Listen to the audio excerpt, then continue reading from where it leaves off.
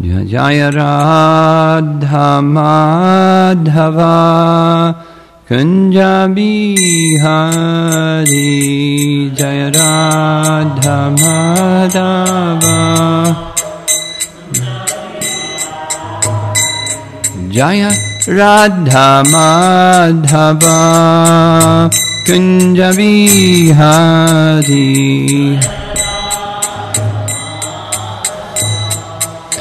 Kunja Bihari Gopijana Bandabha Girivardhari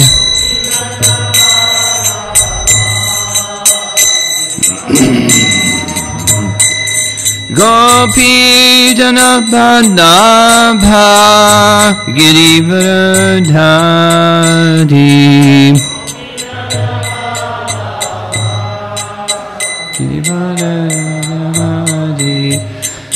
Jasodanandana Braja Janaranjana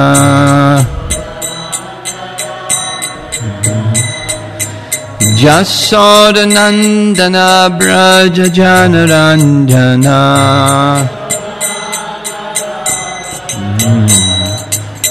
Jamuna Tira Vanachari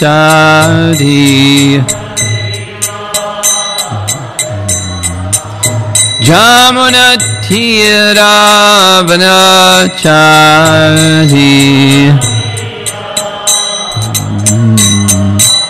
Jaya Radha Madhava Kunja Bihari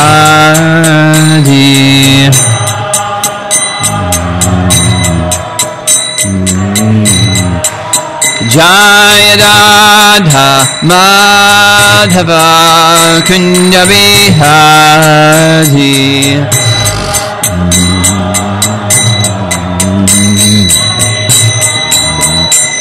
Gopijana Vallabha Girivardhari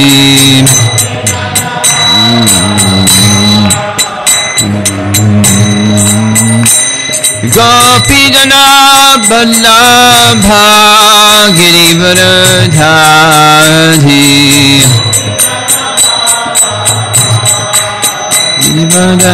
Girivardhari Jasodanandana Braja Janaranjana Jasodanandana Braja Janaranjana Jamuna Tira Vanachari Jamuna Tira Vanachari Jaya Radha Madhava Kunja Bihari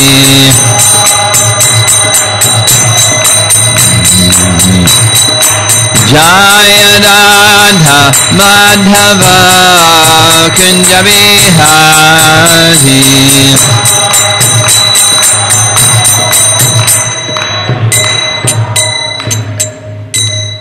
Jai Om Vishnupad Paramahamsa Parivagacharya Astatara Satasi Srimad His Divine Grace A.C. Bhaktivedanta Swami Srila Prabhupada Ki Ananta Koti Vaishnavrinda Ki Jai Grantaraj Srimad Bhagavatam Ki Jai Samveda Bhakta Vrinda Ki Jai Nitai Gorpremanandi. All glories to the assembled devotees, all glories to Sri Guru and Sri Gauranga.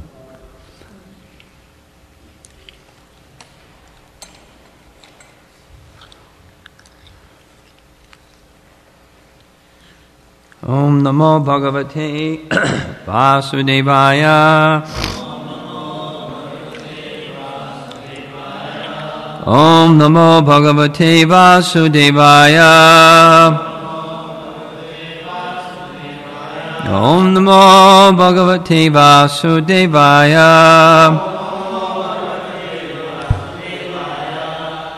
Reading from text 15, Canto 5, Chapter 1.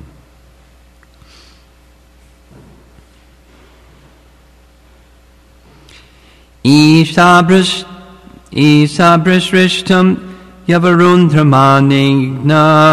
Isabrishrishtam yavarundramanigna. That's not the right meter. Dravida, help me. That's okay? Okay. Ishabrisrishtam yavarundramanigna.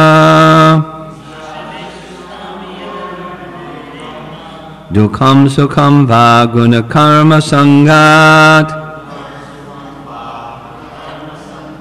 Asthaya tattad yad ayunktanatash. Chakshusmatandha eva niyamanaha. Isabrisrishtam yavarundramanigna.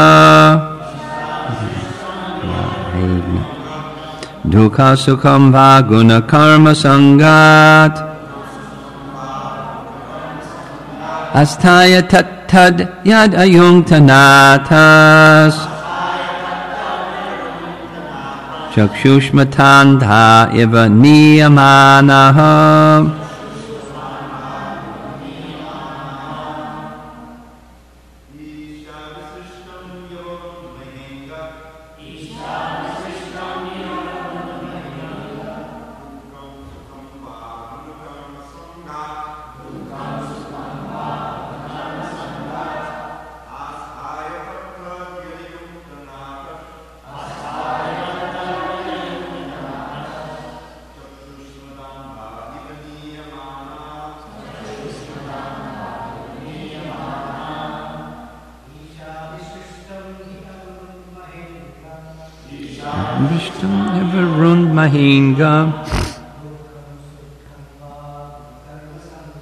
Dukham sukham va guna karma sangat.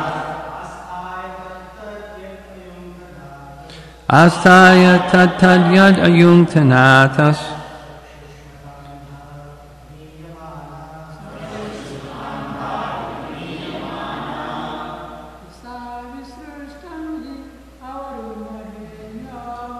Ishabristam yavarundramanigna. Dukham sukham va guna karma sangat. Asthaya tattad ayunkanatas. Chakshusmatandha eva niyamana. Isha abrisrishtam, created or given by the Lord. He certainly, avarundhame, we have to accept. Anga, my dear Priyavrata. Dukham, distress. Sukham, happiness. Va, or guna karma, with quality and work. Sangat, by association. Asthaya, being situated in. Tat, that condition. Yat, by which. Ayunkta, he gave. Nataha, the Supreme Lord. Chakshushmata, by a person having eyes. Andaha, blind men. Iva, like. Niyamanaha, being conducted. Translation: My dear Priyavrata, according to our association with different modes of material nature, the Supreme Personality of Godhead gives us our specific bodies and the happiness and distress we achieve. We must therefore remain situated as he is, and be conducted by the Supreme Personality of Godhead, exactly as a blind man is led by a person who has eyes with which to see. Purport by Srila Prabhupada. 2-page or so. Hang on. By material means, one cannot avoid the happiness and distress unique to his particular body. There are 8,400,000 different bodily forms, each destined to enjoy and suffer a certain amount of happiness and distress. This we cannot change, for the happiness and distress are ordained by the Supreme Personality of Godhead, in accordance with whose decision we have received our bodies. Since we cannot avoid the plan of the Supreme Lord, we must agree to be directed by Him, just as a blind man is led by a person who has eyes. Under any circumstances, if we remain in the condition allotted to us by the Supreme Lord and follow His instructions, we will become perfect. Important sentence. The main purpose of life is to follow the instructions of the Supreme Personality of Godhead. It is such instructions that constitute one's religion, or occupational duty. Paragraph. In Bhagavad Gita, therefore, Lord Krishna says, Sarva-dharmam parityaja mamekam sharanam braja. Give up all other engagements, simply surrender to me and follow me. Bhagavad Gita 18:66. This process of surrendering by following the instructions of the Supreme Personality of Godhead is not meant for any particular caste or creed. A Brahmana can surrender, so can a Kshatriya, Vaishya, or Shudra. Everyone can adopt this process, as stated in this verse. Chakshushmatanda iva niyamanaha. One who follows the Lord, one should follow the Lord, the way a blind man follows a person who has eyes. If we follow the Supreme Personality of Godhead by following the directions He gives in the Vedas and Bhagavad Gita, our lives will become successful. The Lord therefore says, Manmana bhava madbhakto madhyaji mam namaskuru mam evaishasi satyam te pratijani priyosi me. Translation. Always think of me, become my devotee, and offer respect and obeisances unto me. Then you will surely come back home, back to Godhead. I promise you this, because you're my very dear friend. Bhagavad Gita 18:65. This instruction is meant for everyone, Brahmana, Kshatriya, Vaishya, or Shudra. If anyone from any division of life surrenders to the Supreme Personality of Godhead and follows His instructions, his life will be successful. Paragraph. The previous verse has given the analogy of bulls moving under the direction of the driver of a bullock cart. The bulls, being completely surrendered to the driver, remained wherever he wants to place them and eat whatever he wants them to eat. Similarly, being completely surrendered to the Supreme Personality of Godhead, we should not aspire for happiness or regret distress. We must be satisfied with the position allotted to us by the Lord.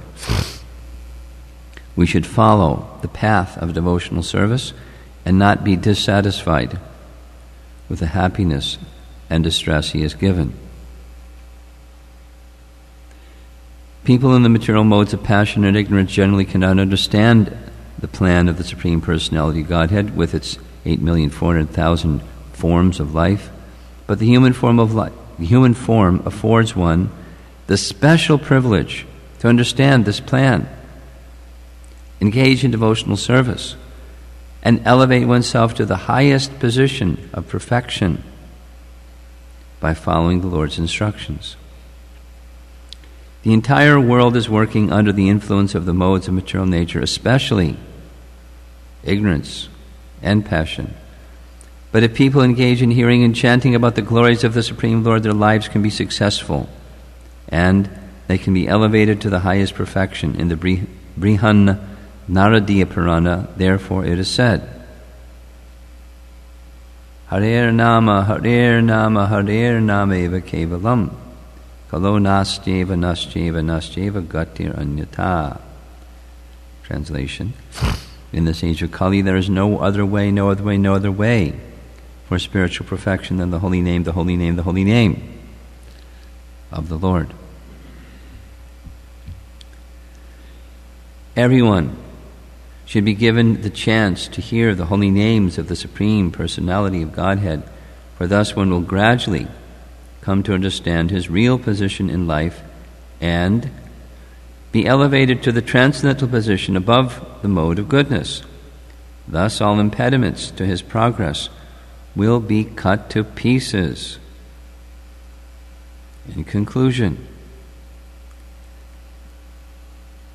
therefore, we must be satisfied in whatever position we have been put into by the Supreme Personality of Godhead, and we should try to engage ourselves in his devotional service. Then our lives will be successful.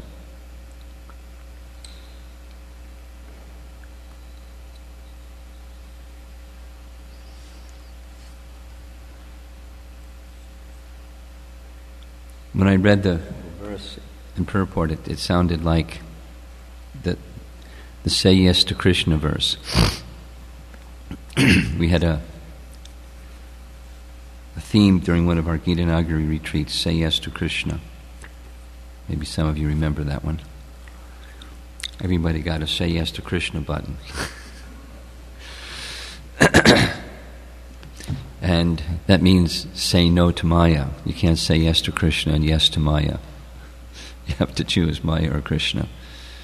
And they are diametrically opposite.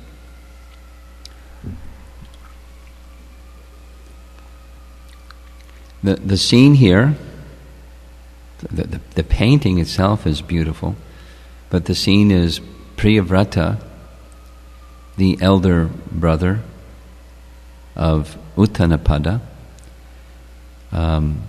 requested his father, Swayambhuva Manu, if he could defer the position of emperor or king to his younger brother so he can go to the forest and strive for spiritual perfection. And Swayambhuva Manu, being magnanimous, agreed to that. So off he went. And some thousands and thousands of years, because this is Satya Yuga, he had a long duration of life, he was happily absorbed in devotion to Krishna and detached from any worldly thing. But after some passage of time, Swayambhuva Manu had a problem. The lineage of kings from Uttanapada became interrupted, and he needed a qualified king or emperor. So naturally he went to his eldest or elder son, Priyavrata, and wanted to have him take that responsibility. And Priyavrata didn't want to say yes. So the spiritual master, Narada, came, and he was thinking, great, Narada's a renunciate, he'll take my side. And Narada didn't take his side. He didn't instruct him one way or the other about taking or not taking. So the grandfather, Pitamaha, there's like 3 Mahajans ganging up on poor Priyavrata, again to take a service he didn't want to take. And so Brahma is speaking here. The description is he was very appreciative of the determination of, like Narada was appreciative of the determination of Dhruva, he was appreciative of the determination it was just like the opposite. Dhruva was determined, I want a kingdom. And Priyavrata's determination was, I don't want a kingdom. Heads or tails. It's attachment to a particular situation of happiness in our estimation is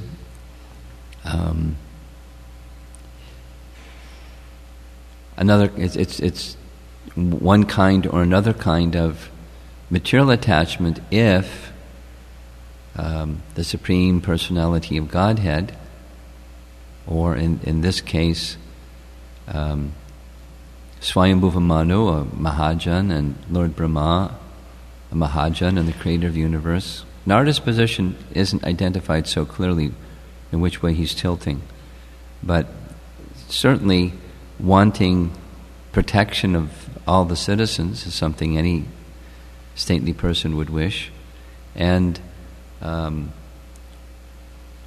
certainly because Brahma wishes for it to happen, we can take it that Narada also wished for him to take this responsibility. That there's this whole discussion. All these verses they're very practical in their application. That there's the principle of the Supreme Personality of Godhead, and Brahma begins his presentation, my dear Priyavrata, my dear grandson. There's no way of avoiding the plan of the Supreme Personality of Godhead, the will of the Supreme Personality of Godhead. Don't even try. It's not possible. He hasn't gotten around to what he wants him to do yet. He's establishing a principle.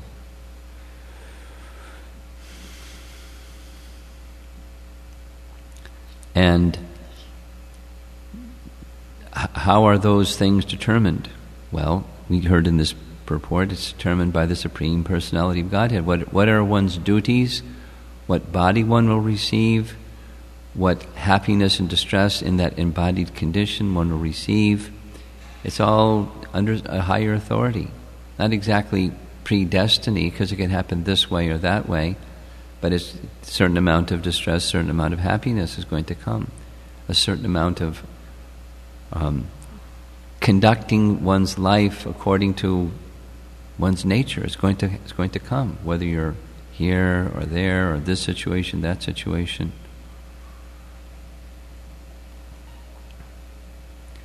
One devotee couple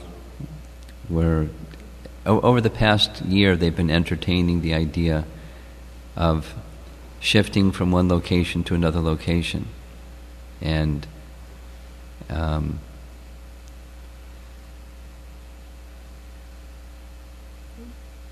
the process was the process of evaluating that was very interesting.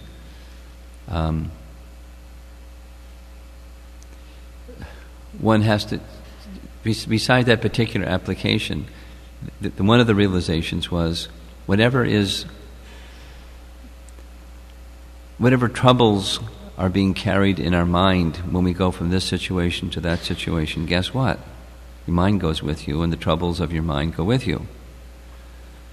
So it's not a solution. Just go from this place to that place, this circumstance to that circumstance, even from this body to that body, because it's guna and karma that determine the body.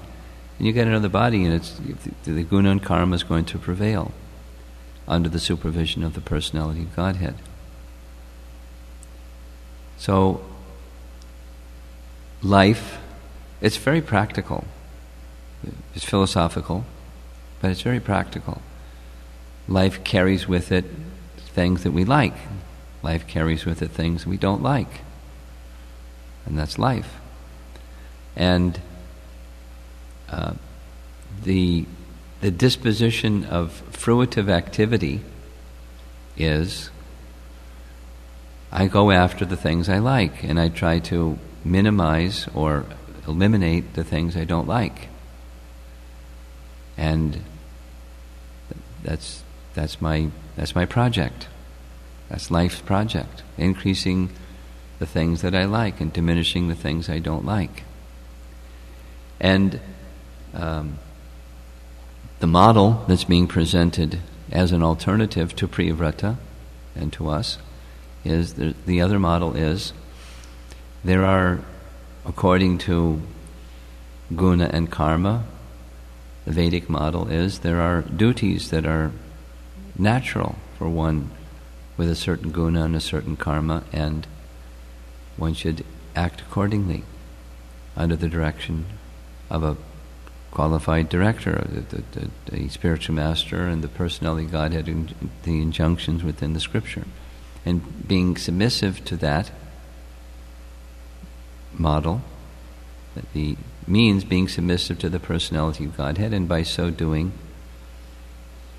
this is the varnashram dharma model that one can achieve perfection. Now we know that Chaitanya Mahaprabhu heard that from Ramananda Roy as the goal of life, and what did he say? It's external. Why is it external? Mukunda, why is it external?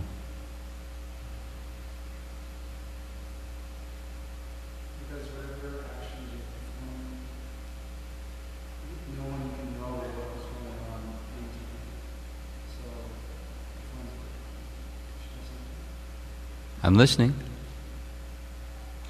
So, the externals are almost inconsequential. What's important is what our deliberation is. Well, you almost had it. The external is not almost inconsequential. The external is external.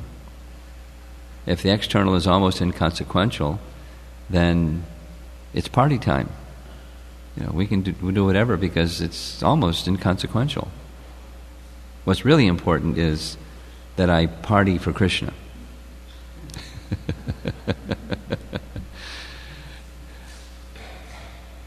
And just ask me, Krishna's happy. And I know Krishna's happy because I'm happy. That tells me Krishna's happy. So it's not almost inconsequential. It's external, though. It's the essence is the next offering that's being presented here. Even sarva dharmam parityaja is not the final word.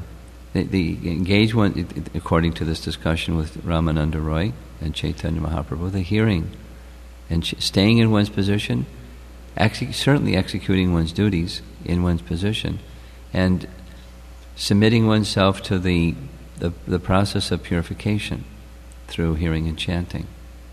So, the submission to the personality of Godhead. And that's the indication, that's the punchline of where all this nice philosophy is taking Priyavrata. There's a duty. It was fine when your younger brother could do that duty, you didn't need to do the duty. And then his descendants and everything was fine, but now there isn't someone, and Swayambhuva Manu is asking you to do this, so there's some indication you should follow, even you don't want to.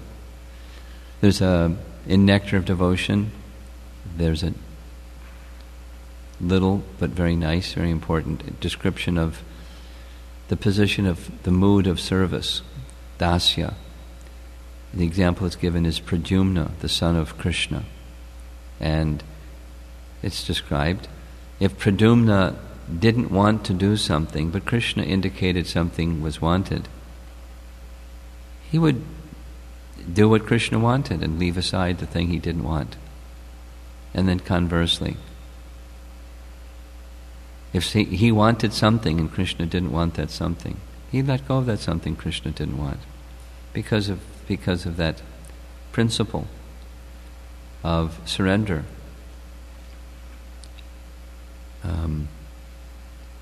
Just before coming here, we're reading from the third canto the 15th chapter where the Kumaras are entering into, or attempting to enter into Vaikuntha.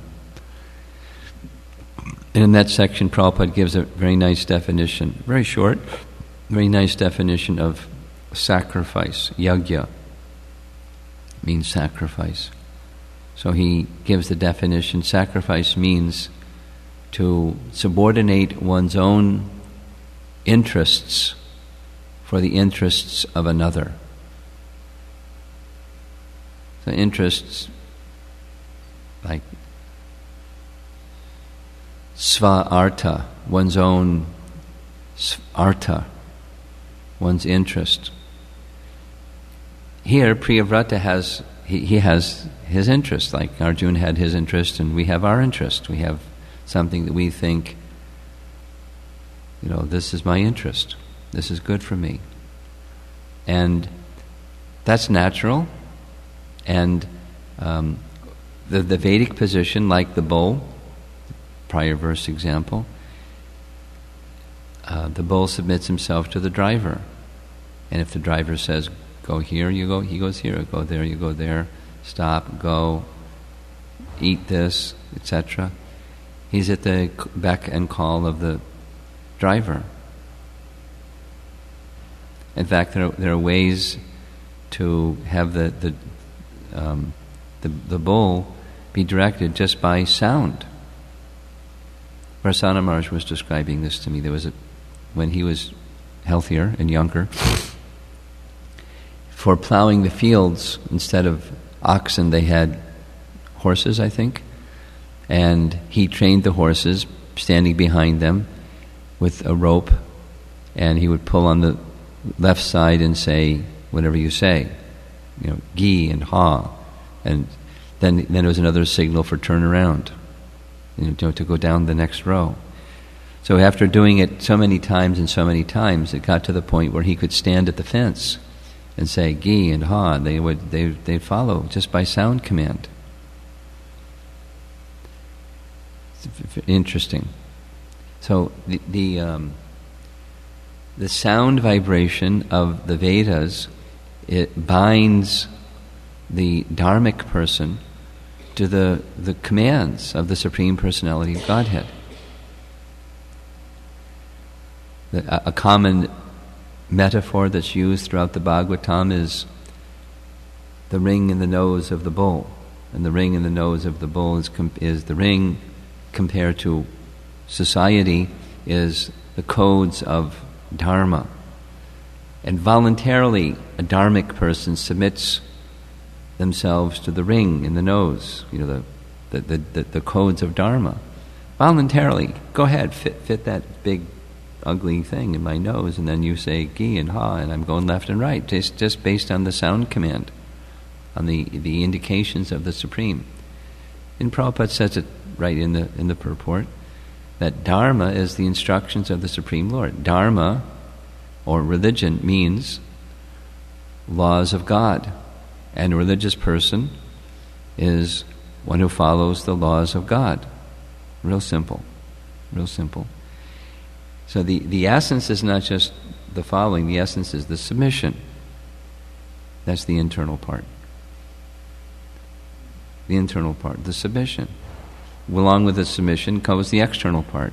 But the external part is the external part. The internal part is the submission unto the Supreme Personality of Godhead. And so the external may include things that say, oh, this isn't nice. Or the other way, oh, this is really nice. And that you can recognize, gee, it's really cold. Think poor Dravida, he's used to Southern California, and he's come here to Chicago for a snowstorm and sub-zero weather, and poor Dravida. But, because it's service to Krishna, he's happy. He's got a nice sweatshirt and 2 sweatshirts. The lady in the plane in front of me, she also had 2 sweatshirts, and it was on the plane, but she wasn't from Southern California either. And the stewardess was saying, oh, you have such a nice sweatshirt. And she went, no, I've got 2 of them. Oh, they're both really nice sweatshirts. Okay, so the interest of the Supreme Lord becomes the interest of the surrendered soul.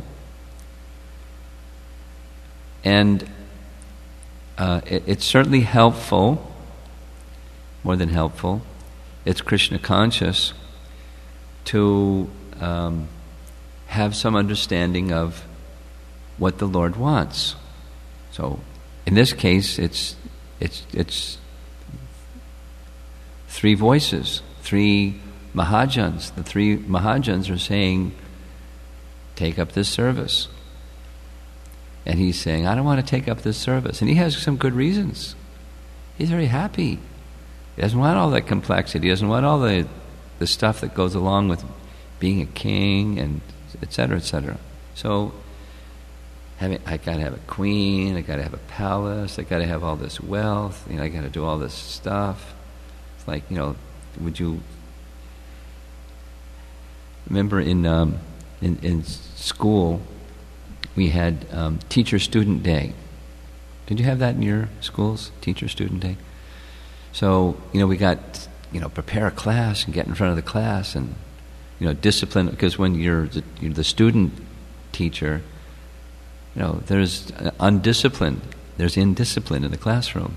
And you can't teach when there's indiscipline. Where's Shamasaki? So is that one of the things that they taught you? You're going to be a teacher, you got to learn how to keep discipline in the classroom? They didn't teach you that one. But when you did your apprenticeship, or whatever you call it, internship, oh, you were just hanging out. Okay. Well, Premarnava became a teacher. He got a teacher's certificate in the state of New Jersey. And when the first job he had, the principal said, in the first week, it's your make it or break it, because the kids are going to test you. And you got to maintain discipline or you can't teach. So he was trying to maintain discipline, but they ran all over him, and he said, "We're not going to hire you again because you can't be a disciplinarian." So he had to get another job. What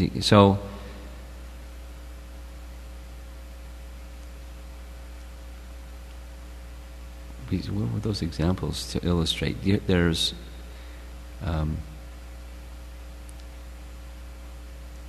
Krishna.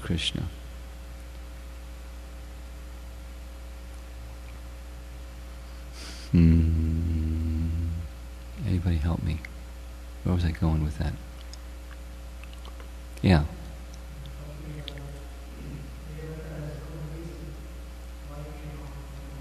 Yeah. Okay.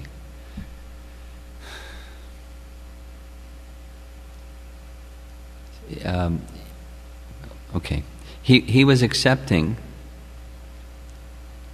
He didn't want to perform that task because he saw the good reasons why not to perform that task.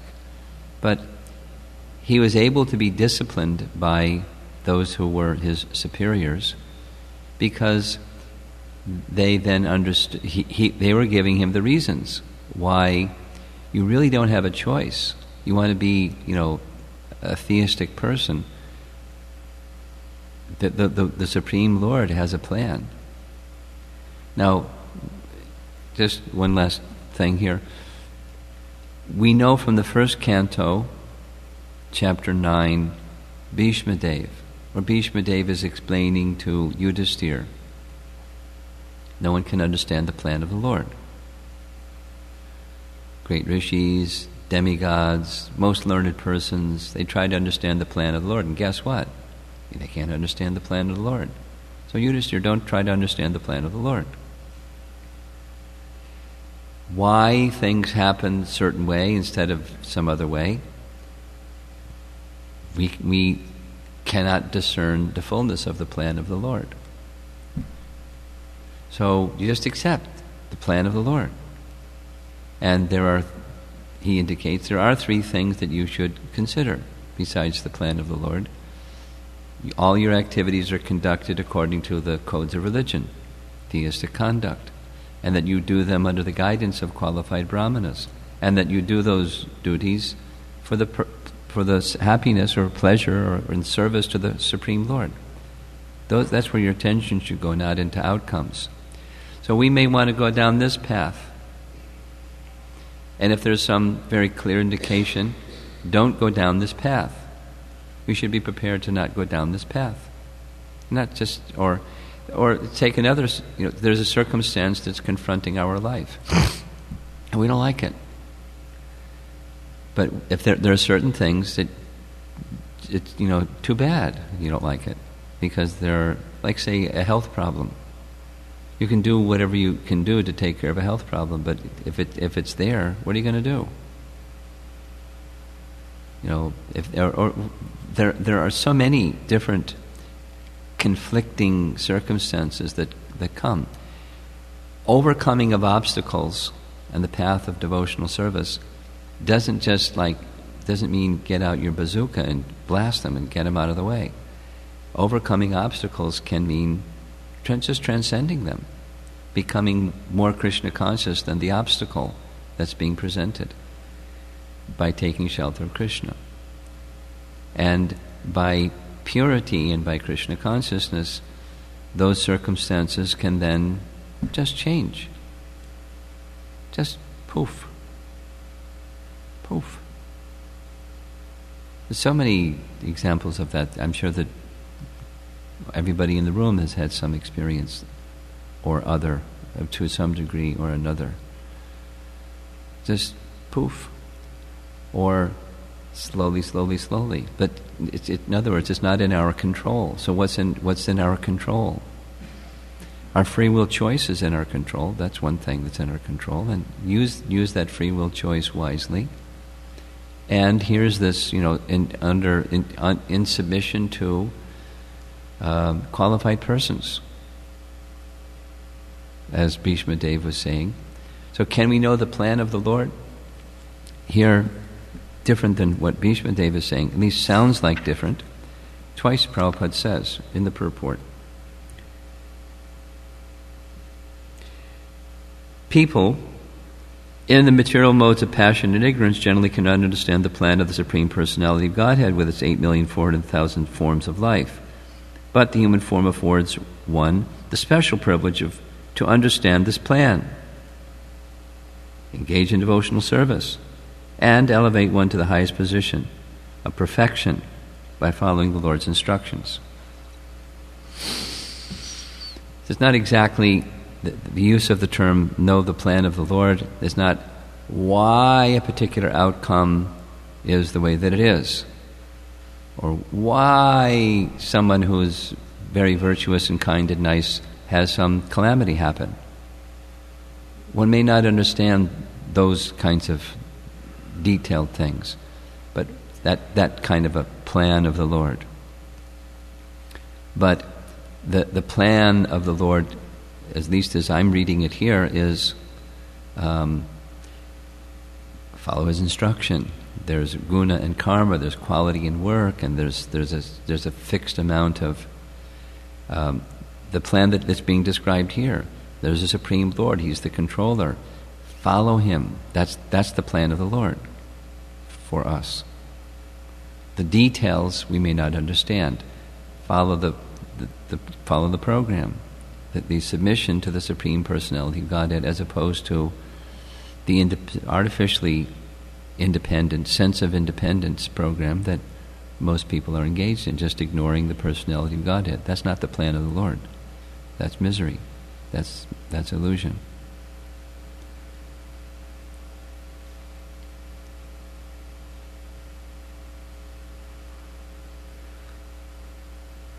Okay, let's see if there's some discussion. Jai Jagannath. When giving class in Chicago, I've learned you have to leave lots of time for questions. Speak less and questions and answers more. Go ahead. There was a statement, I think, at the end of the purport where Srila Prabhupada is saying the conclusion is one should learn to be satisfied in whatever situation. Yeah, well, I'll read it. Thus, no, in conclusion, it's like a double. In conclusion, therefore. In conclusion, comma, therefore. We must be satisfied in whatever position we have been put into by the Supreme Personality of Godhead, and we should try to engage ourselves in His devotional service. Then our lives will be successful. I was wanting to understand this statement in terms of the need to make a decision, which could appear externally as not being satisfied in a particular situation and going somewhere else, but which may actually be necessary. In Priyavrata's case, he can say, I'm satisfied in the situation. I'm satisfied. And therefore, where is the necessity to change it? But he's understanding that he's being directed by the Supreme Lord through the Mahajans. So it's, in our case, we may not always have 3 Mahajans directly indicating to us that we need to change our position. So we may feel satisfied in the situation we're in, but there may be necessity for change. And so I was trying to understand, how does one understand this statement of Srila Prabhupada's in light of that type of circumstance? My mind was drifting. I was remembering the reason why I was giving this example of teacher-student thing. Because I was going to say, supposing we were to ask, be temple president of some place for a while. We're doing fine here. Be temple president in a troubled place somewhere. I can tell you a few troubled places. And, we're looking for volunteers.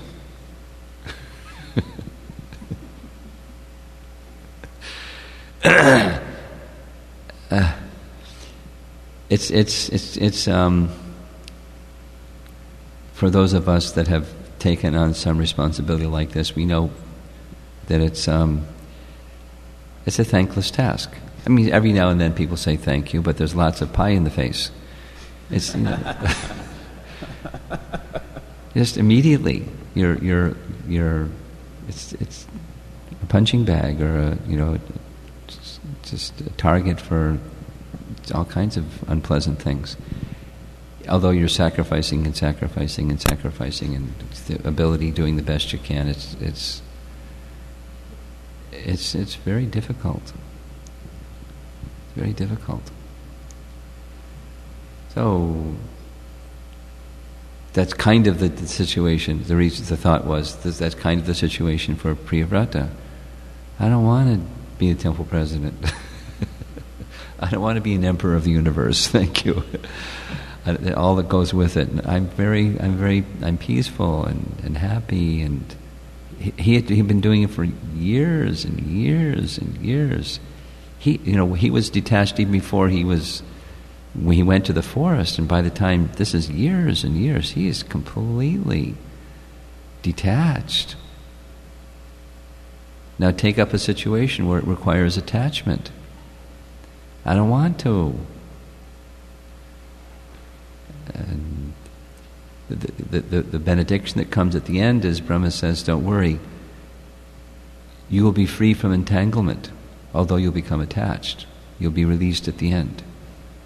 So then he agrees, based on that promise. And that's what happens. He gets entangled, he gets attached, and he gets released.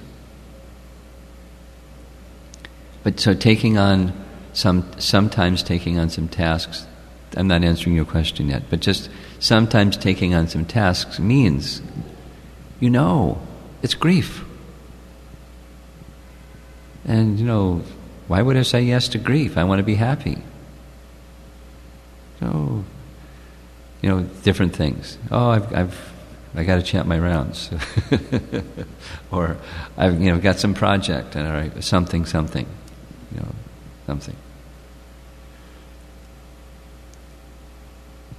So now a little bit, decision making, your question. It's hard to give an answer to your question because it so much depends on variables and particulars. So to give an answer, it's tough. at least minimally, the position that one should take should be, what does Krishna want?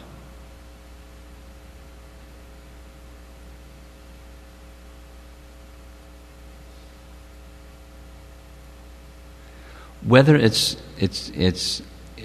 service, a service opportunity, or a service situation. Now, the frame of your question that makes it a little easier was something along the line of, this is an unsuitable situation. Something like that. So if the frame is, this is an unsuitable situation. Huh? Okay. Well, then that makes a big difference. Then in that, my interest should be, what does Krishna want? And supposing, so then I go to those that are, besides, my own brilliance and savvy, I go to those who are very wise and detached, and really, they have the best interest of the individual at heart. And then, then you get a balanced picture. Some assistance from Krishna, resource from Krishna. What is a good position? What does Krishna want?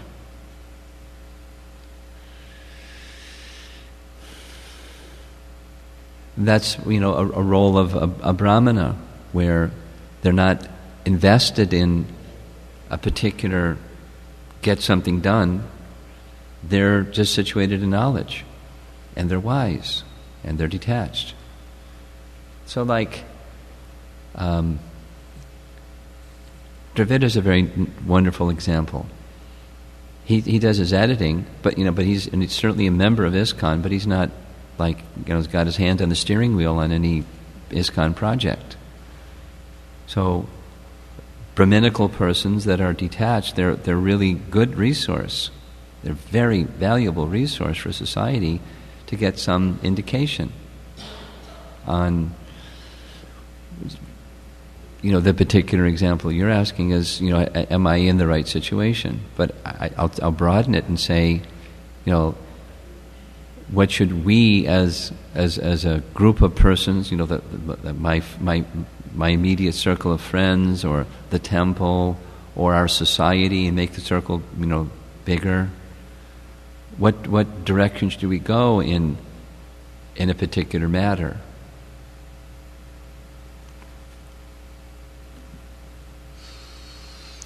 And I've got my idea, because the light's on. But, I want to make sure I've got the right idea. I'll give two examples. One example is, I was in Seattle for the Thanksgiving holiday, and somebody from the East Coast that I know knows somebody that works with them, the same company, and they're in Seattle, or they're based there for some project or something like that. So he wanted his friend to come and, to the temple. So his friend came, and we met. And his friend said, this is an elderly man, or, it's not elderly, he's in his 40s, 50s, said, I've been reading one verse in Bhagavad Gita for 6 months, every day, and I don't understand it. Could you, during the course of the time you're here, speak on it? So I spoke on it. It was karma neva adhikaraste ma phaleshu kadachana. A fundamental verse. So I got into it. And somewhere down the line, without the details, there was this philosophical discussion. So it's not, should I be in this service or that service? Should I be in this situation? But orienting myself towards the goal, or the proper siddhanta, and we're supposed to represent the proper siddhanta if we're responsible. So another individual I was discussing this with said, when it comes to endeavor, there's 5 factors of action, and one of them is endeavor. So their understanding is, in discussion with their group of scholarly friends, is the only role that a living entity has in activity is desire. The example of the Brahmana meditating and he burnt his thumb, or Rupa Goswami wanted to do something on the birthday of his brother Sanatana Goswami, and Radharani came and brought the sweet rice. He didn't do anything. He just desired. And extrapolating, and similarly, that's all the living entity can do. That's all the interaction. The only involvement they have in activity is desire. Period. And then another individual said, well, there's that desire, and then another series of desires following that desire, and that's all that we do is desire. That was a sannyasi saying that's his understanding. And I was going, well, wait a minute. I'll sit in my room and just desire to spread Krishna consciousness all over the world, or a desire to come to the program, and at someone's home and conduct a discussion on the role of the living entity in activity, and that's all I do is just desire. That's all I do. And if Krishna, gives a bunch of other desires, then that's nice. Then I'll, but all I do is desire. So it's not for the purpose of winning an argument that I'm right and you're wrong, or maybe it's somewhere in between. But it's a service, a position. The connection with your question is, the position of service is, how do I connect with Krishna properly? How to represent Krishna properly in this circumstance, whether it's a philosophical question or an application of the philosophy question. How do I best serve Krishna? So I with eagerness, I should seek the answer to that question. Not just, I'm uncomfortable here, and I'll give you all the reasons why, like Arjuna did. Here's all the reasons why I don't want to be on the battlefield. And that's it. End of discussion. I'm off the battlefield. I'm going to the mountains. If I'm going to find a nice cave somewhere and live that way. Because here's all my reasons. But he took another step, submission. So we need such persons in our lives where we can take questions and present them. Here's a decision that I have to make. And sometimes, there's different things that one can do. Sometimes you just wait. Sometimes we can't wait. Indecision is another decision. So we seek guidance. And that's one of the points that Bhishma Dev speaks to Yudhisthira. Whatever the dharma is that you understand you're following, you do so under guidance. And let me make sure that the purpose that is being served is Krishna's pleasure, as I'm doing this under guidance thing. That's the internal part. Where'd he go? Okay. We okay with that one?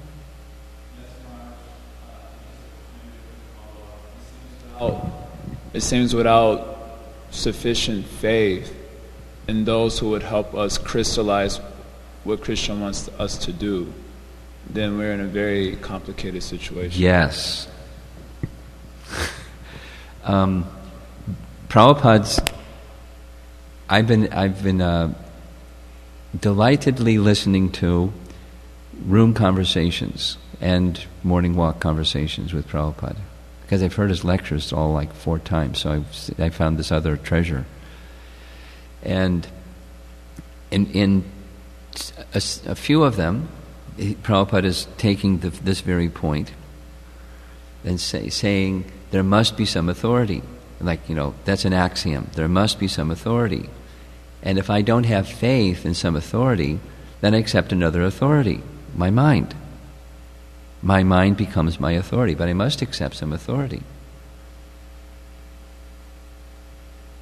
So then I can analyze it. Is my mind the best authority? And thoughtfully, my mind has gotten me into a lot of, look at my situation. That's not the best authority. Then Prabhupada was giving the example, saying to Professor Katofsky, same point, you accept an authority. We must accept an authority. You accept Len and I accept Krishna. So there's no difference in the position of accepting authority. Now let's compare Lenin and Krishna. And which is the authority to follow? Which is going to take us to the desired goal? But we must accept some authority. So now back to your statement, if one doesn't have sufficient faith, then it's a very precarious situation. Because then my mind becomes the authority. Very precarious, to say the least. Manorete nasati dhavato bahi.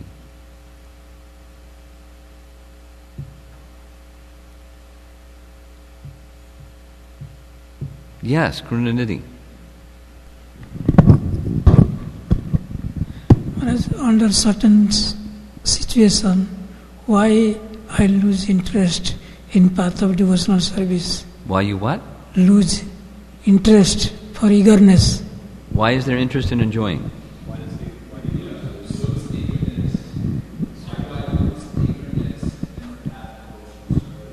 Oh wow, I really didn't get it at all. Why I lose interest in following the path of devotional service? That's your question? Means why you lose your eagerness. It's a eagerness. I need a translator. And eagerness are... Mukunda, you got it?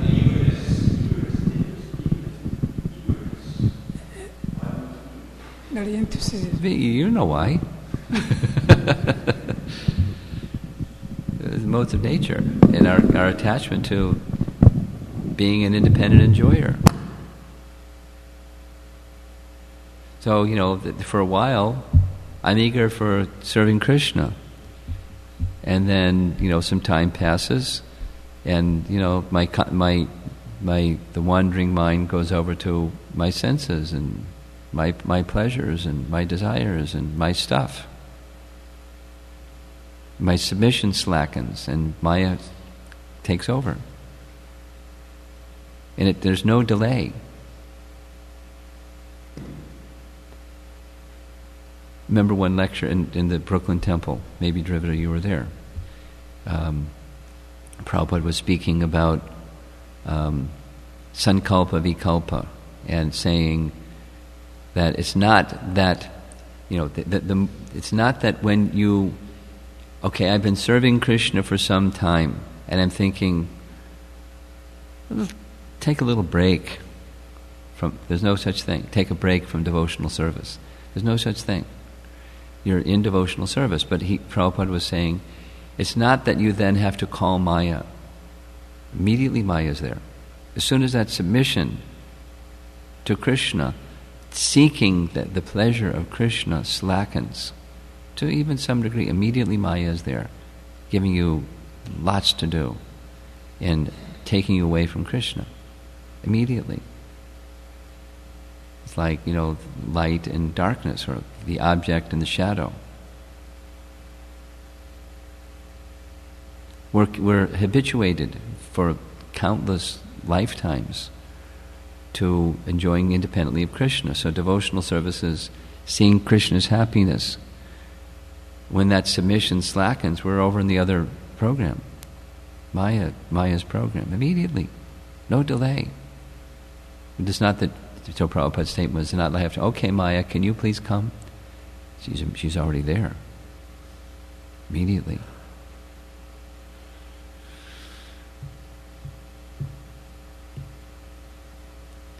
Jitendriya, you got something?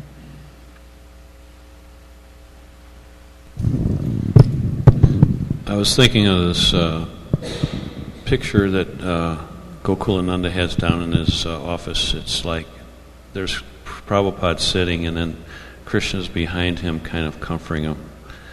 And I was thinking that was pretty relevant to what you're getting across, that, we're all troubled and stuff.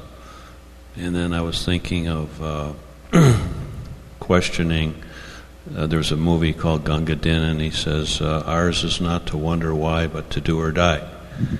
And I thought that was, Mister, you're a better man than I. But Ganga Din. Okay. Came to mind. Okay.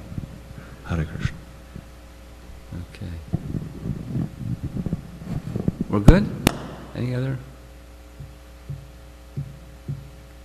Oh.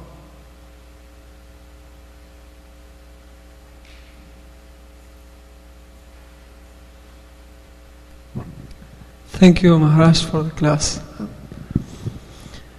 Regarding the situation of Maharaj Priyavrata, I want to ask you about he trust in Narada Muni, and also he knows Swayambhuva Manu, his father, and Lord Brahma. So it seems that he has full faith that they know what is better for him. Yes.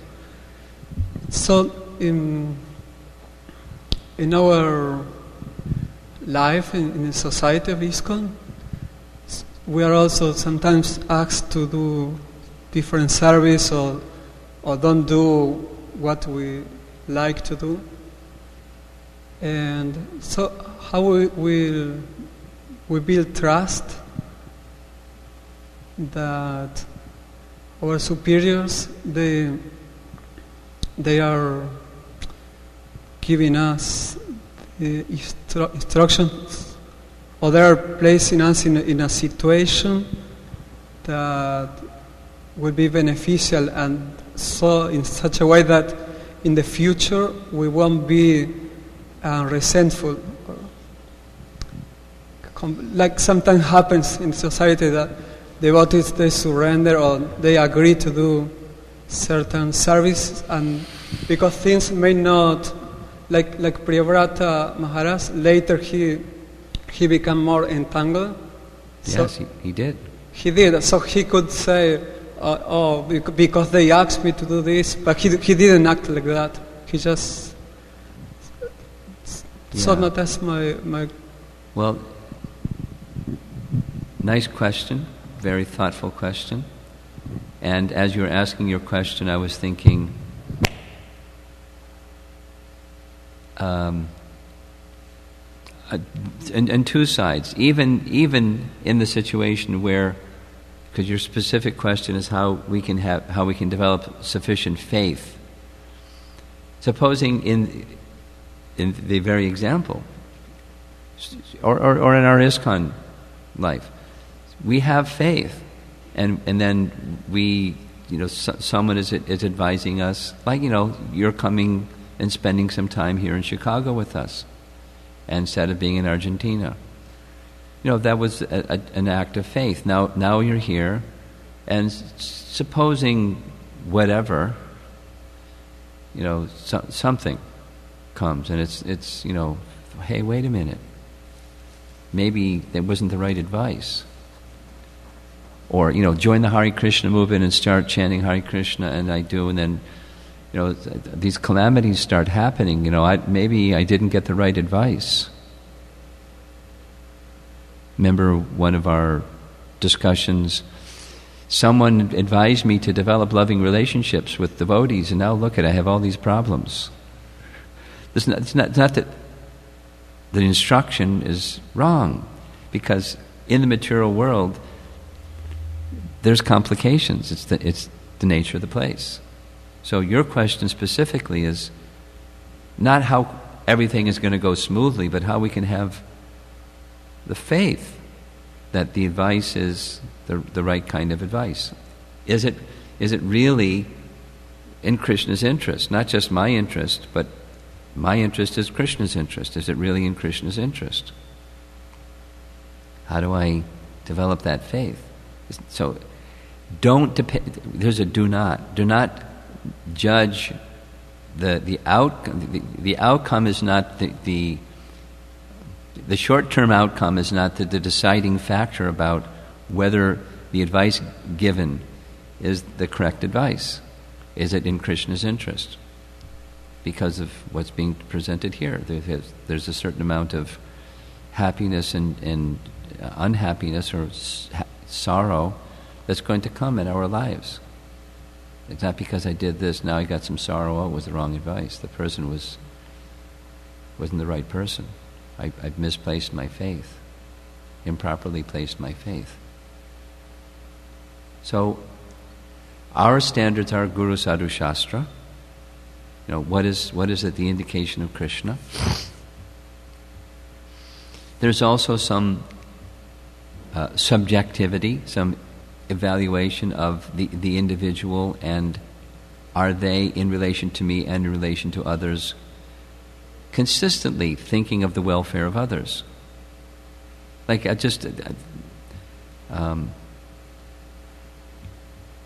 we're very soon we're going to be having I'm pointing towards Texas. We're having a meeting in Texas with the North American Temple Presidents and GBC. And there are some issues that we're addressing where the interests, when a devotee is going to move from Temple X to Temple Y, we're thinking we should have some policy that says these things should be followed. Where the interest of Temple X, supposing they're a pujari in Temple X, if they just up and leave without proper arrangements, then it's offensive to the deities. So should we have a policy? But then supposing the pujari in Temple X, like Jai Jagannath's question, it's really, for some reason, an unsuitable arrangement. For whatever the reason. And should we just force that person to stay in Temple X? Because if they leave Temple X, then there's going to be a hole in the pujari program.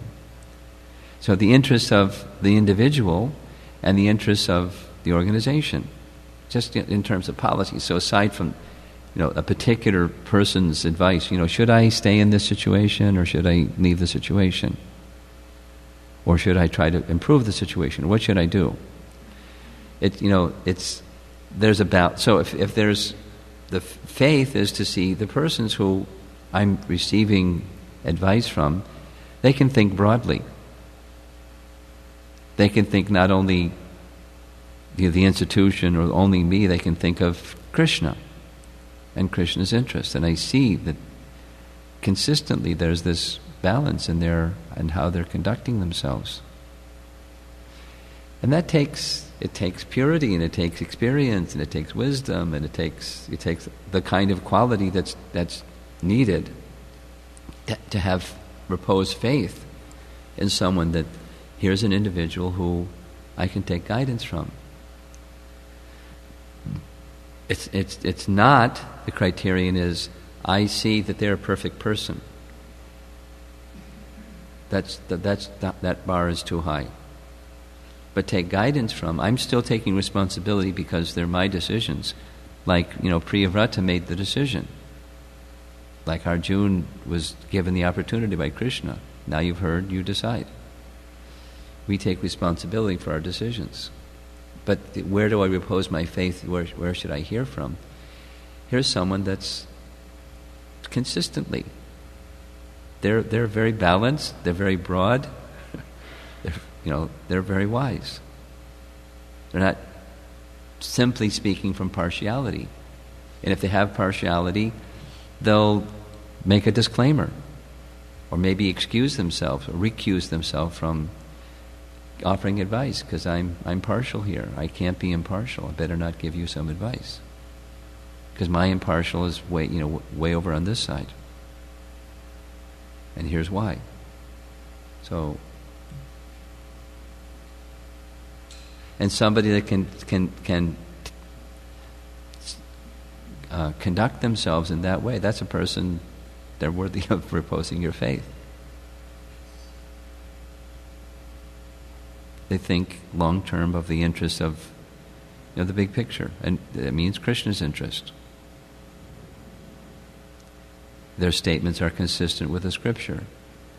So there's some responsibility on my part before I just repose faith that I evaluate. Part of the problem is I've got my own agenda. So how do I evaluate when I've got my own agenda? I've got filters that says, this is worthy of faith, or there's, because they don't say like I say. I only where people say what I say. It supports my position. But still, there's some discrimination has to be there, and that's what your question is.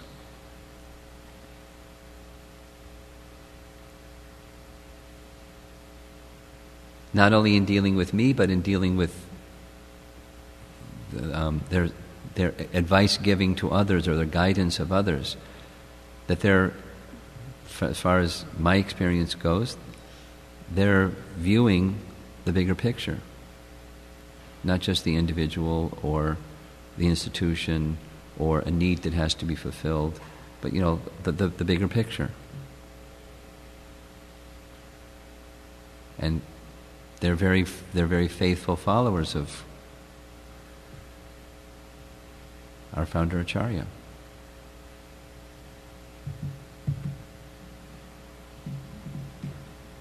Okay, I'll end there. Thank you very much. Srila Prabhupada Ki Jai.